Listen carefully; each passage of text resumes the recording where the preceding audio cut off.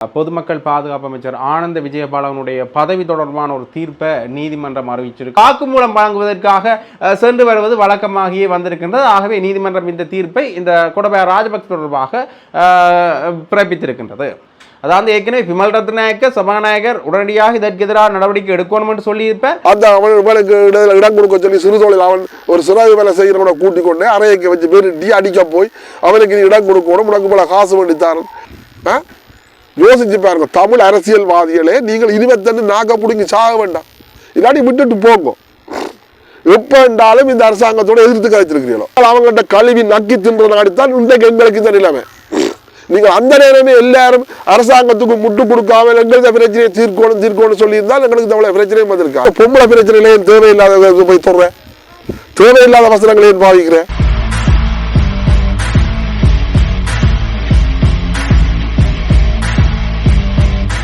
ஜெஃப்னாபடியின் சொந்தங்களுக்கு வணக்கம். இந்த காணொலியில் எதை பற்றி பார்க்க போகிறோம்னா அர்ச்சுனா ராமநாதன் தொடர்பான தகவல்களை பார்க்க போகிறோம். அது மட்டும் இல்லாமல் பொதுமக்கள் பாதுகாப்பு அமைச்சர் ஆனந்த விஜயபாலனுடைய பதவி தொடர்பான ஒரு தீர்ப்பை நீதிமன்றம் அறிவிச்சிருக்கு, அது தொடர்பாக பார்க்க போகிறோம். அது மட்டும் இல்லாமல் கோடபாய ராஜபக்ச தொடர்பான ஒரு தீர்ப்பையும் நீதிமன்றம் அறிவிச்சிருக்கு. அது மட்டும் இல்லாமல் வர்ணகுலசிங்கம் அவர்கள் வடமராட்சி கடற்தொழில் சங்கத்தினுடைய உறுப்பினர் வர்ணகுலசிங்கம் அவர்கள் ஒரு முக்கியமான விடயத்தை சொல்லியிருக்கிறார். அவர் பலரையும் விமர்சித்திருக்கிறார். தமிழ் பாராளுமன்ற உறுப்பினர்கள் உட்பட ஆளும் கட்சி பாராளுமன்ற உறுப்பினர்கள், அமைச்சர் சந்திரசேகரன் உட்பட பலரையும் விமர்சித்திருக்கிறார். அது தொடர்பான விடயங்களை தான் நாங்கள் இந்த காணொலியில் பார்க்க போகிறோம். முதலாவதாக இந்த ஆனந்த விஜயபால தொடர்பான விடயத்தை நாங்கள் பார்த்தோம்னா, பொதுமக்கள் பாதுகாப்பு அமைச்சர் ஆனந்த விஜயபாலவினுடைய பதவி தொடர்பான ஒரு மனு ஏற்கனவே நீதிமன்றத்தில் சமர்ப்பிக்கப்பட்டது. என்ன மெனுன்னு பார்த்தீங்கன்னா, இவர் ஜனாதிபதி செயலணியின் தலைவராகவும் இருக்கின்றார். அது ஒரு அரச பதவி. அந்த அரச பதவியை வகித்து கொண்டு பாராளுமன்ற உறுப்பினராகவும் இவர் இருக்கின்றார். ஆகவே ஒரு அரச பதவியை வகிக்கின்ற நபர் பாராளுமன்ற உறுப்பினராக இருக்க முடியாது. ஆகவே அவருடைய பதவியை, பாராளுமன்ற உறுப்பினர் பதவியை ரத்து செய்யக்கோரி ஒரு மனு ஒன்று நீதிமன்றத்தில் தாக்கல் செய்யப்பட்டது. அதற்கு எதிரான ஒரு மனு பாராளுமன்றத்தில் தாக்கல் செய்யப்பட்டிருக்கின்றது. அந்த தாக்கல் செய்யப்பட்ட மனுக்களை விசாரித்து அது தொடர்பான தீர்ப்பினை மே 5ஆம் தேதி வழங்குவதாக நீதியரசர்கள் குழாம் தீர்மானித்திருக்கின்றது. ஏற்கனவே பாராளுமன்றத்தில் அர்ச்சுனா ராமநாதன் அவர்களுடைய பதவி தொடர்பாகவும் இந்த ஒரு விமர்சன நிலைப்பாடு தான் இருந்தது. அது தொடர்பான ஒரு முறைப்பாட்டையும் சிங்கள சிவில் அமைப்பினுடைய ஒரு உறுப்பினர் ஒருவர் தாக்கல் செய்திருந்தார். அது தொடர்பான வழக்குகளும் இப்போ நடந்து கொண்டிருக்கின்றது. அந்த வகையில் இப்போ பொதுமக்கள் பாதுகாப்பு அமைச்சர் தொடர்பான வழக்கும் இப்போ வந்திருக்கின்றது. ஆகவே இவருடைய இந்த பாராளுமன்ற உறுப்பினர் பதவி பறிக்கப்பட்டார், அமைச்சு பதவியும் பறிக்கப்படும். இப்படியாக பல விடயங்கள் இதில் இருக்குது. ஆகவே இது தொடர்பான நிலைப்பாடு தான் மே 5ஆம் தேதி வழங்குறதிருக்கிறார்கள். இந்த தீர்ப்பு வந்த பிறகுதான் என்ன நிலைப்பாடு என்கின்ற விடயம் முழுமையாக தெரிய வரும். அடுத்ததாக இன்னொரு முக்கியமான விடயத்தை பார்க்கணும் பார்த்தீங்கன்னா, இந்த கோடபாய ராஜபக்ச தொடர்பான விடயம். ஏற்கனவே இந்த லலித் குகன் காணாமல் ஆக்கப்பட்ட தொடர்பான பிரச்சனை நீதிமன்றத்தில் போய்கொண்டிருக்கு. அது தொடர்பான விடயத்துக்கு விசாரணைக்காக கோடபாய ராஜபக்ச அவர்கள் அழைக்கப்பட்டிருந்தார். அந்த விசாரணைக்காக அழைக்கப்படுவதை நீதிமன்றம் ரத்து செய்திருந்தது. அந்த ரத்து செய்ததற்கு எதிராக இந்த லலித் குகனுடைய உறவினர்களால் மனு ஒன்று தாக்கல் செய்யப்பட்டிருந்தது. இவர் விசாரணைக்காக அழைக்கப்பட வேண்டும், இது ரத்து செய்யப்படக்கூடாது என்று. அது தொடர்பான விசாரணை ஜூலை மாதம் 30ஆம் தேதி பரிசீலனை செய்யுமாறு நீதிமன்றம் குறிப்பிட்டிருக்கின்றது. ஆகவே இந்த விடயம் தொடர்பாகவும் இப்போ ஒரு பெரிய பேசுபொருளாக மாறி இருக்கிறது. ஏற்கனவே கோடபாய ராஜபக்ச பல வழக்குகளில் விசாரணைக்காக அழைக்கப்பட்டால், அதனையும் குறிப்பாக இந்த ராஜபக்சக்கள் குழாம் இந்த ராஜபக்ச குழாம் அல்லது ராஜபக்ச குடும்பத்தினர் இந்த ஆட்சிக்கு பிறகு ஜேவிபியினுடைய அல்லது தேசிய மக்கள் சக்தியினுடைய ஆட்சிக்கு பிறகு அடிக்கடி வழக்கு விசாரணைகளுக்காக வாக்குமூலம் வழங்குவதற்காக சென்று வருவது வழக்கமாகியே வந்திருக்கின்றது. ஆகவே நீதிமன்றம் இந்த தீர்ப்பை இந்த கோடபாய ராஜபக்ச தொடர்பாக பிறப்பித்திருக்கின்றது. இது இவ்வாறு இருக்க, அர்ச்சுனா ராமநாதன் தொடர்பான ஒரு விடயமும் வெளியா இருக்கு என்று பார்த்தீங்கன்னா, ஏற்கனவே நாங்கள் சொல்லியிருந்தோம். அர்ச்சுனா ராமநாதன் மனித உரிமைகள் சட்டத்தண்ணி ஸ்வஸ்திகா அவர்களை தன்னுடைய முகவலி புத்தகத்தில் விமர்சிச்சிருந்தார். அந்த விமர்சனத்துக்கு எதிராக நேற்றைய தினம் பாராளுமன்றத்தில் விமல் ரத்நாயக்க அவர்கள் உரையாற்றுகின்ற பொழுது இதற்கு உடனடியாக சபாநாயகர் நடவடிக்கை எடுக்க வேண்டும், இந்த விடயத்தை கன்சார்ட்லேருந்து நீக்கணும் என்று தெரிவிச்சிருந்தார்.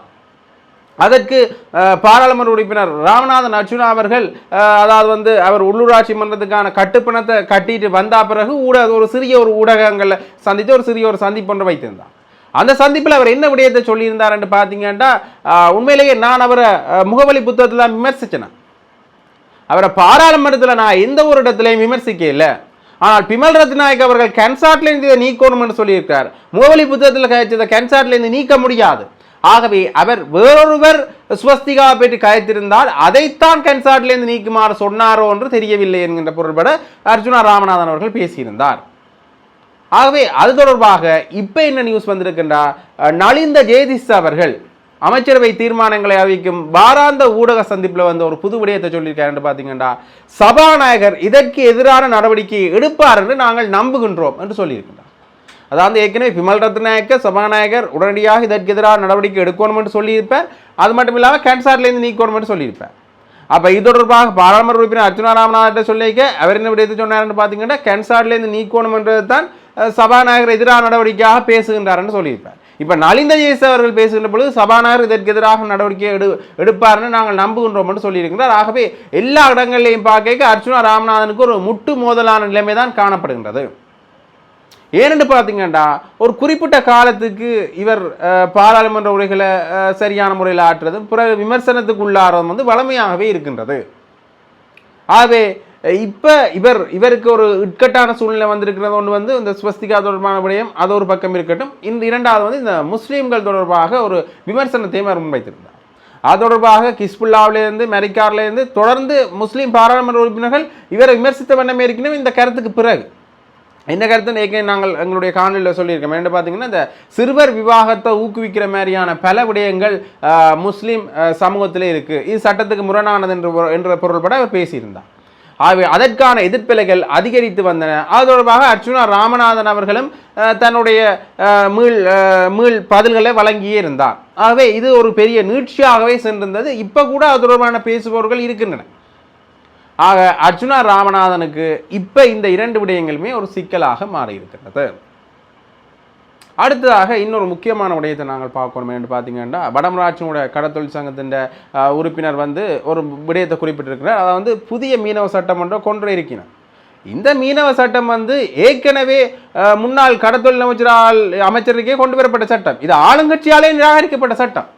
இந்த சட்டத்தை நான் உங்கள்கிட்ட கேட்கல. நாங்கள் கேட்குற விஷயம் என்னென்னு பார்த்தீங்கன்னா, எங்கள்கிட்ட ஏற்கனவே இருக்கிற அந்த சட்டத்தை நடைமுறைப்படுத்துங்க. அந்த சட்டம் தான் எங்களுக்கு இப்போ தேவையாக இருக்கிறது. இப்போ நிராகரிக்கப்பட்ட அல்லது சட்டத்துக்கு புறம்பான பல கடற்தொழில் முறைவெல்லாம் உள்ள வந்தோன்று இருக்குது. அதுகளை முதல் நிப்பாட்டுறதுக்கு வழிவகை செய்யுங்க.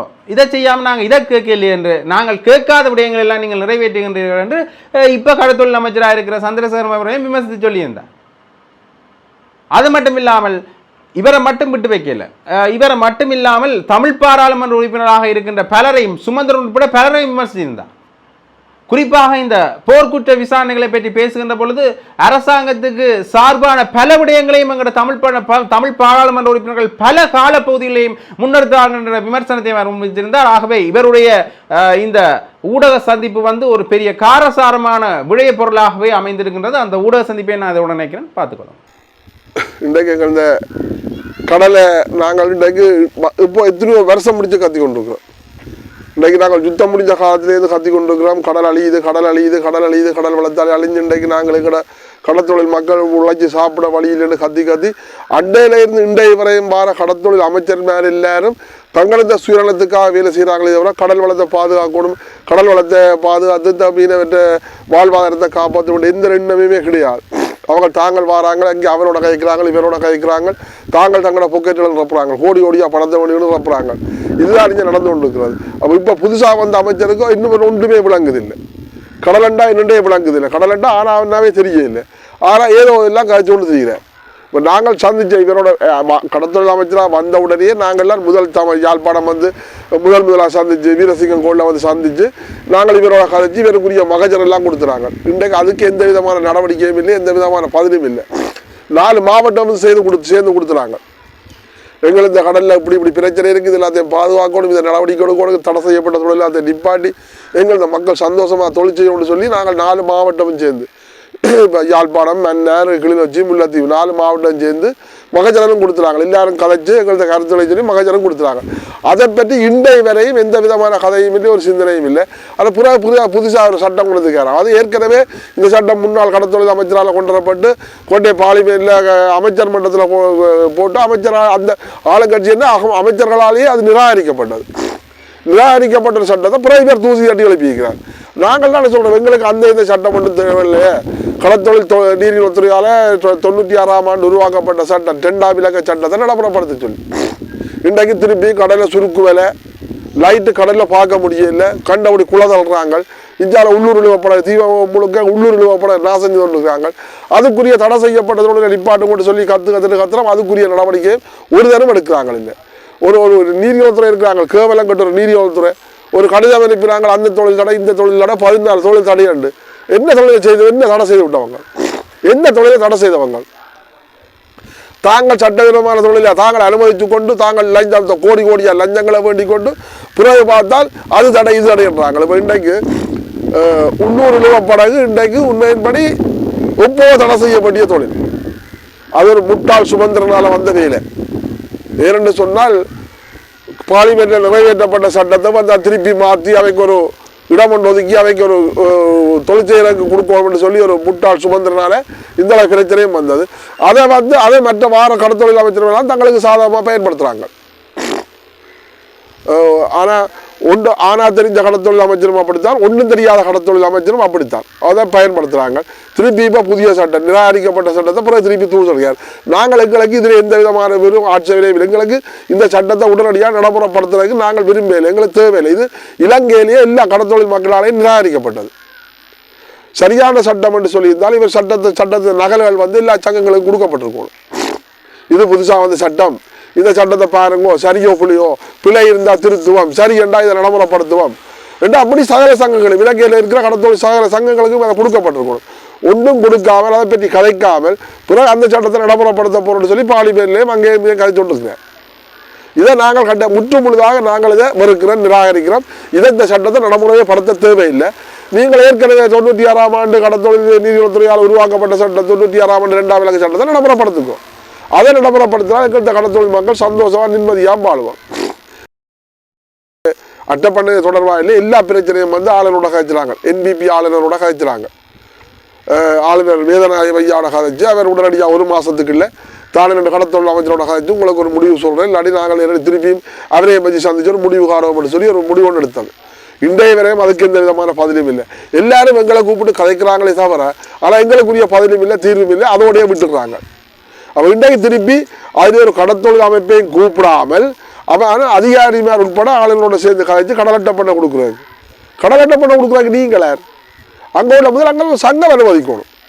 அந்த சங்கம் அனுமதிக்கணும். வேற அந்த கடத்தொழில் அதில் வந்து இந்த இடம் எங்கடங்கு அந்த இடத்தை ஆய்வு செய்யணும். இந்த இடத்துல அட்டை பண்ண வைக்கக்கூடாதுன்னு பார்க்கணும்.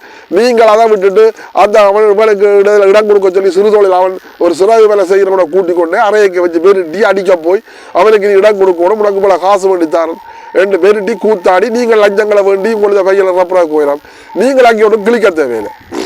ஏனென்று சொன்னால் இன்றைக்கு ஒரு அதிகாரியால் சொல்லியிருக்கார், நாங்கள் வந்து அனுமதி கொடுத்தா நீங்கள் எல்லாரும் அதுக்கு அனுமதி கொடுக்கத்தான் பண்ண மாட்டோம். ஏன்னா நீ லஞ்சம் பண்ணுற புலி என்ன? லஞ்சத்திலே பிறந்து லஞ்சத்திலே வளர்ந்து லஞ்சத்திலே மூழ்கி போயிருக்கிற. அப்போ நீ அதை சொல்லுவாதானே? உண்மையின்படி நாங்கள் இனிமேல் வந்து புதுசாக வந்து கடலட்டை பண்ண கொடுப்பதாக இருந்தால் அதை வந்து பப்ளிக்காக அந்த சங்கங்கள் மேல் அனுமதிக்கணும், சங்கங்கள் பார்க்கணும், சங்கங்கள் அனுமதிக்கணும். அதுக்கு பிறகு நெக்டாவோ நேராக நிறுவனம் கடல் ஆய்வு செய்யணும். ஒரு சிறு தொழிலாளிக்கு பாதிப்பு இல்லாமல் சிறு தொழிலாளி செய்கிற இடங்களில் போடாமல் ஒதுக்கப்பட்ட இடங்களில் இவங்களுக்கு கடலை ஆய்வு செய்து தான் நட்டப்பட்ட கொடுக்கணும். அதை விட்டுட்டு அவன் பாதிக்கப்பட்டவன் குடிவன் எல்லாரும் தான் பாதிக்கப்பட்டிருக்கோம். கடத்தொழிலாளி யார் பாதிக்கப்படையில்லை, எல்லாரும் தான் பட்டிருக்கோம்.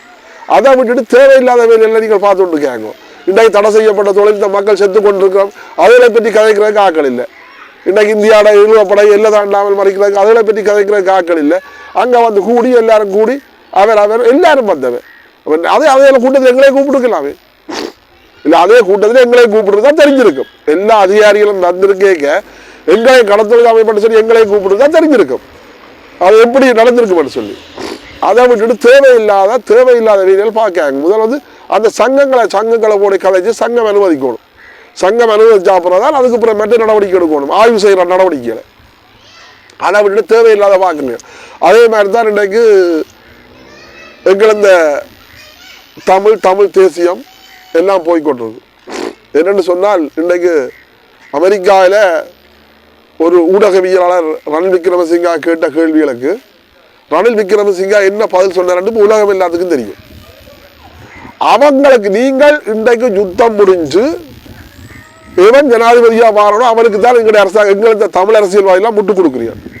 முட்டு கொடுத்து அவங்கள்ட்ட கழுவி குடிச்சு போட்டு அவங்கள்ட்ட பெட்டி பெட்டியாக காசை வேண்டி போட்டு நீங்கள் பேசாமல் இருக்கிறீங்க. இந்த யோசிச்சு பாருங்க ரணில் விக்ரமசிங்கா என்ன சொல்லியிருக்காருன்னு சொல்லி.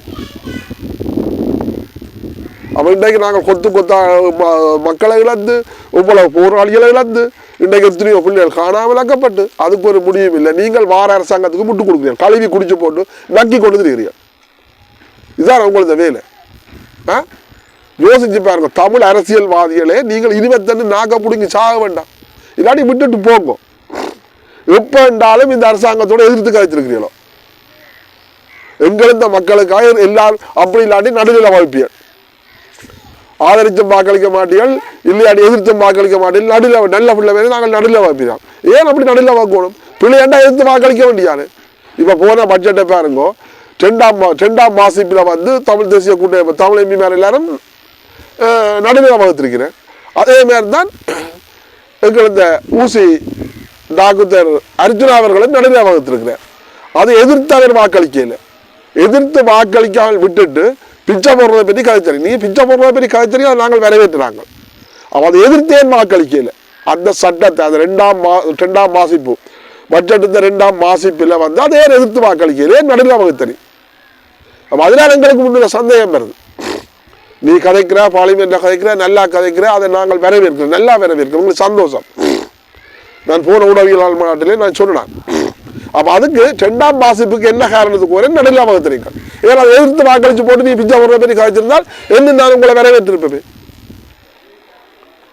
அப்போ ஒவ்வொன்றுக்கு நீங்கள் இப்படி சாட்டி சரி கொண்டு போறீர்கள். ஆனால் இன்றைக்கு நாங்கள் வந்து எங்களோட கடத்தொழில் சம்பந்தப்பட்ட பிரச்சனை நான் அர்ஜுனா சந்திச்சு அர்ஜுனாடி ஒரு கடிதம் எழுதி வச்சிருக்கிறேன்.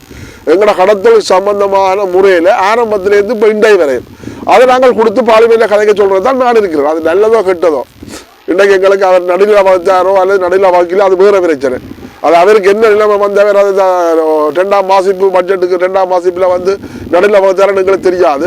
ஆனால் சரியான உண்மையான ஒரு அர்ஜுனமாக இருந்திருந்தால் அதை எதிர்த்து வாக்களிச்சு போட்டு கழிச்சிருக்கணும். இன்றைக்கு சித்திரவத முகாம் சொல்லி ரணில் இந்த சித்திரவத முகாம் சொல்லி இன்றைக்கு அது பெரிய பேசும் பொருளாக போய்கொண்டிருக்கு. அதே மாதிரி இன்றைக்கு ரணில் வந்து என்ன சொல்லியிருக்கார் அமெரிக்காவில், அதுவரை நீங்க சிந்திங்க. நீங்கள் அவங்கள்ட்ட கழுவி நக்கி தின்றனாடித்தான் இன்றைக்கு எங்களுக்கு இந்த நிலைமை. நீங்கள் அந்த நேரமே எல்லாரும் அரசாங்கத்துக்கு முட்டு கொடுக்காமல் எங்களுக்கு பிரச்சனையை தீர்க்கணும் சொல்லியிருந்தால் எங்களுக்கு இந்த பிரச்சனையும் வந்திருக்காது. எங்கள் போர்க்குற்ற விசாரணைக்கு நீங்கள் அரசாங்கத்தோட சேர்ந்து 2 வருஷம் ஒத்துக்கொண்டீர்கள். 5 கோடி ரூபாய் காசு கருத்த பட்டியலை வேண்டிக் கொண்டு ஒத்துக்கொண்டீர்கள். இன்றைக்கு நீங்களாம் முட்டு கொடுக்கல அரசாங்கத்துக்கு. இன்றைக்கு போர்க்குற்ற விசாரணைக்கு வர சொல்லி கேட்கல, இவன் 2 வருஷம் கேட்க அவங்க ஒத்துக்கொள்ளலாம். உங்களை கேட்டவங்க நீங்களும் அதுக்கு பிறகு அரசாங்கத்தில் கழிச்சுப்பட்டு 2 வருஷத்துக்கு ஒத்துக்கொண்டீர்கள். ஏன் நீங்கள் ஒத்துக்கொள்ளணும்? இல்லை உங்களோட பிள்ளை எல்லாரும் காணாமல் போயிடவியோ அல்லது கூட பிள்ளை எல்லாரும் போராட்டத்தில் மாதிரி ஆகிருக்கிறியோ? ஒன்றுமே இல்லை. நீங்கள் உங்களுக்கு பரம்பரைக்கு சொத்து தர்ற கோயிலும் அரசாங்கத்துக்கு முட்டு கொடுக்குறீர்கள். வார ஜனவாதி எல்லாருக்கும் நீங்களால முட்டு கொடுக்குறீர்கள். நீங்கள் முட்டு கொடுத்து அவங்கள்ட்ட நக்கி கழுவி குடிக்கிறதே இல்லை. உங்களுக்கு வெக்கமான சூடு சுரணை தமிழ் ரத்தம் கொண்டு ஓடுதோம். இல்லை தமிழர் ரோசமானம் இருக்கணும், தமிழ் ரத்தம் ஓடணும். நேற்று வந்தவன் பாராளுமன்றத்தில் கதைக்கிற கதை அவனுக்கு ஓடுது போல எனக்கு. தமிழன் ரத்தம் அவனுக்கு ஓடுது, உங்களுக்கு அப்படி ஓடுதோ? எப்போ இப்படி கதைச்சிருக்கிற பாராளுமன்றத்தில் ஏதாவது நல்லது கதைச்சிருக்கிறீங்களோ? நீங்கள் அரசாங்கத்துக்கு முட்டு குடிச்சு கழுவி குடிக்கிறீர்கள், அவங்களே கழுவி போட்டு குடிக்கிறீர்கள். இதைத்தான் செய்து கொண்டிருக்கிறேன். தயவு செய்து இனிமேத்தனும் திருந்துங்கோ. அரசாங்கத்துக்கு முட்டு கொடுக்காமல் எங்களது மக்கள் எங்களை தமிழ் தேசியம் எங்களோட மக்களை ஒன்று கூட்டி எங்களோட மக்களை நல்ல வழியை கொண்டு வரக்கூடிய வழியப்பா இருக்கும். அதை விட்டுட்டு அரசாங்கத்துக்கு முட்டு கொடுத்து கழுவி குடிக்கிற வேலையெல்லாம் பார்க்காயிருக்கும். இன்றைக்கு உண்மையாக எங்களது மக்கள் செத்து கொண்டிருக்கிறோம். நாங்கள் எல்லாத்தாரையும் செத்து கொண்டிருக்கிறோம். ஆனால் நீங்கள் சுப வாழ்வைக்காக அவங்கள்ட்ட வேண்டி போட்டு நீங்கள் நக்கி கொண்டுக்கிறீர்கள். தயவு செய்து எல்லாத்தையும் விட்டுட்டு இனிமேல் தன்னும் ஒரு சோசமான சூடு சுருள்ள தமிழனாக வாழப்பா இருக்கும். தயவு செய்து நன்றி. கிராமத்தை நாங்கள் முன்னூறு கொண்டு வர நீங்கள் முன்னுக்கும் சுயேட்சையா வாங்கும். உங்களை வல்லெடுத்துற நகரசபை பருத்துற நகரசபை பிரதேச சபைன்னு சொன்னால் அதுக்கு எத்தனை பேர் சபை அத்தனை பேர் நிறுத்து. நிறுத்தி வந்து உண்ட கையால உன்னட மென்றம் வரணும். அப்ப நாங்கள் நிறுத்தியை சாதிக்கலாம். என்னத்துக்கு ஒரு அவரோட போய் அட்வர்ஸ் ஆசைக்காக மற்றவரோட பொறியல் கேவலம் இல்லை. இது தமிழர் என்றால் தமிழதான் வாழணும். மற்றவனுக்கு போய் முண்டு கொடுத்து மற்றவர்கிட்ட கேவலமாக போய் அவர்கிட்ட கையேந்தாங்க. தயவு செய்து இதைத்தான் நாங்கள் எல்லாருக்கும் சொல்லிக் கொள்றோம். ஆனால் இப்போ வந்து அரசாங்கம் எங்களை பே காட்டி எங்களை கொண்டு நடவடிக்கை விட்டு இருக்குது. தயவு செய்து எங்கட மக்கள் புரிஞ்சு கொள்ளுங்க, அரசியல்வாதிகளும் புரிஞ்சு கொள்ளுங்க. இனிமேத்தனும் தன்மானத்தோட வாழ்றதுக்கு வழியப்பா இருக்கும். சரி, இந்த பொம்பளை பிரச்சனையிலேயும் தேவையில்லாத போய் சொல்றேன், தேவையில்லாத வசனங்களையும் பாவிக்கிறேன். இன்னைக்கும் நீ இந்த பாராளுமன்றத்தில் இவ்வளவு கதைச்சு இன்னைக்கு ஒரு மக்கள் ஓரளவில் உங்களை எல்லாம் நம்பிக்கையை கொண்டறிகிறேன். அதை விட்டு இந்த பொம்பளை பிரச்சனை அதில் கேவலமான மேலே எல்லாத்தையும் பார்த்துட்டு இருக்கிறேன். உனக்கு அந்த வெக்கமே இல்லை, இதில் கதை கேட்கல. நீ ஒரு படித்த டாக்குத்தர், ஒரு படித்த நீ இவ்வளோ விளையாட்டுல எல்லாம் இவ்வளோ செய்திருக்கிற, எவ்வளோ சாதனை படைச்சிருக்கிற, இன்றைக்கு பாராளுமன்றத்தில் இவ்வளோத்தையும் கதைக்கிற, பிறகு அந்த பொம்பளையில வந்து இழிவுபடுத்துற. இதுல வந்து நல்லதும் இருக்கு, கெட்டதும் இருக்கு. ஓப்பனா செய்யறதும் இருக்குது, ஓப்பனா ரகசியமான ஒன்று செய்யறதும் இருக்காது. இதுவரை எல்லாத்தையும் பார்க்க போனா எங்க நாட்டில் ஒன்றுமே செய்யறாள் வேற. எங்க நாட்டில் 190 இதான் நடந்து கொண்டு இருக்கு. அது ஒன்று ரெண்டு உனக்கு பப்ளிக்கா தெரிஞ்சிருக்கு. இதை போல 1000 இருக்கு. இதுவரை தயவு செய்து இதுவரை எல்லாத்தையும் கையா விட்டுட்டு நீ மக்களுக்கு என்ன செய்ய வேண்டும்? மக்களுக்கு என்ன தேவை? கிராமத்தை எப்படி முன்னேற்றணும், நகரத்தை எப்படி முன்னேற்றணும், எங்க தொழில் ஆரம்பத்தில் இருந்த தொழில் வாய்ப்புகள், தொழில் ஃபேக்டரிகள் எல்லாத்தையும் எப்படி நடைமுறைப்படுத்தணும், அதை உருவாக்கணும். அதுகளை பற்றி கதை. எங்களது தேசியத்தை பற்றி கதை. நீ நல்லா தான் கதைக்கிறேன், நான் இல்லைன்னு சொல்லல. அப்போ அதுகளை விட்டுட்டு இப்படி கொச்சப்படுத்துற மாதிரி இந்த பொம்பளை பற்றி அதை இழுத்து அதை நீயே தாழ்த்துற மாதிரி கிடக்கு. அதை விட்டுட்டு நீ மணியா கதை, இதுகளை பற்றி கதை.